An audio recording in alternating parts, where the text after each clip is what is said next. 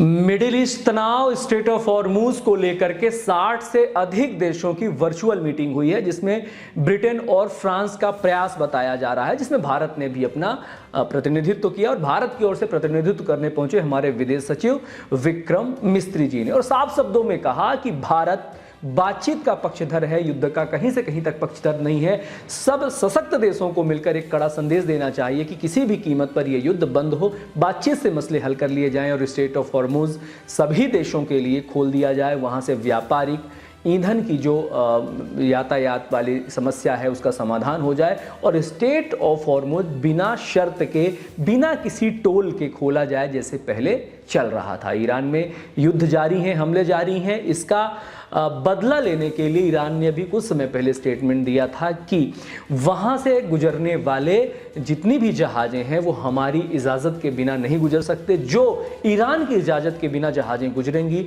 उस पर वो लगातार हमला कर रहा था। कई सारे जहाज उसने नष्ट कर दिए और अब यहां तक भी ईरान कह रहा था कि स्ट्रेट ऑफ हॉर्मुज से गुजरने के लिए अब ईरान को टैक्स देना पड़ेगा। जो भी कंट्री का जहाज वहां से जाएगा उसके लिए टोल लगाया जाएगा।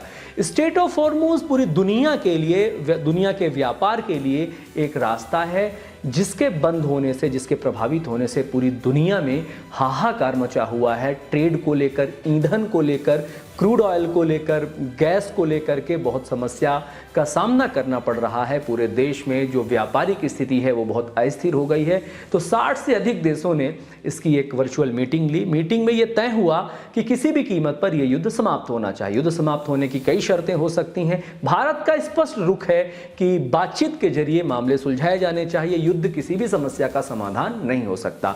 भारत अपनी डिप्लोमेसी इजराइल और अमेरिका की तरफ भी बनाए हुए है और भारत अपनी डिप्लोमेसी ईरान के साथ भी बनाए हुए। भारत के जहाज निरंतर अंतराल में तेल, क्रूड ऑयल लेकर के लगातार भारत आ रहे हैं और उसकी परमिशन मिल रही है। लेकिन तमाम देश, क्योंकि केवल भारत को क्रूड ऑयल मिलने से वैश्विक अस्थिरता का वातावरण ठीक नहीं हो जाएगा। जब तक पूरी दुनिया में चीज़ें स्थिर नहीं होंगी तब तक व्यापार, जो ट्रेड होता है, क्योंकि हमारे पास सारे सामान नहीं होते, बहुत सारे सामान हम दूसरे देशों से भी मंगाते हैं। तो अगर दूसरे देशों में महंगाई बढ़ेगी तो जाहिर सी बात है हमें भी महंगा सामान मिलेगा और हमें महंगा सामान मिलेगा तो देश में बहुत सारे प्रोडक्ट्स की कीमतें लगातार बढ़ती हुई नजर आएंगी और व्यापार अस्थिर होगा। तो हमारी ओर से हमारे विदेश सचिव विक्रम मिस्त्री जी ने अपना पक्ष रखा, तमाम मुद्दों पर बातचीत की और ये स्पष्टता के साथ वो कहते हुए दिखाई देते हैं कि भारत शांति का पक्षधर है, भारत बातचीत का पक्षधर है, भारत इस बात का पक्षधर है कि तमाम चीज़ें मिनिमम कॉमन प्रोग्राम के तहत सबके हितों का ध्यान में रखते हुए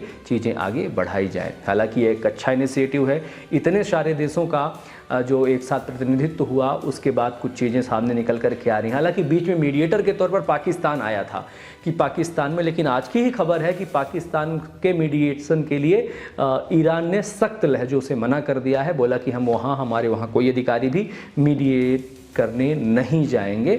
जो भी बातचीत होगी ओपन फोरम में होगी और उसके लिए क्या रूपरेखा तैयार की जाएगी ये बाद में डिसाइड होगा। लेकिन फिलहाल देशों का प्रयास प्रशंसनीय है, लेकिन यही प्रयास युद्ध शुरू होने से पहले अगर किया गया होता तो शायद दुनिया इतने ग्रुपों में ना बढ़ती, दुनिया में इतने सारे संकट ना आते। लेकिन जब तक फटका नहीं लगता तब तक किसी के भी जो कान हैं वो खुलते नहीं हैं, किसी का भी दिमाग नहीं खुलता है।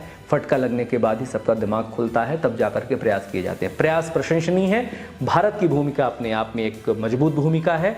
नज़र बना के रख रखिए। बहुत बहुत धन्यवाद। जय हिंद, जय भारत, वंदे मातरम।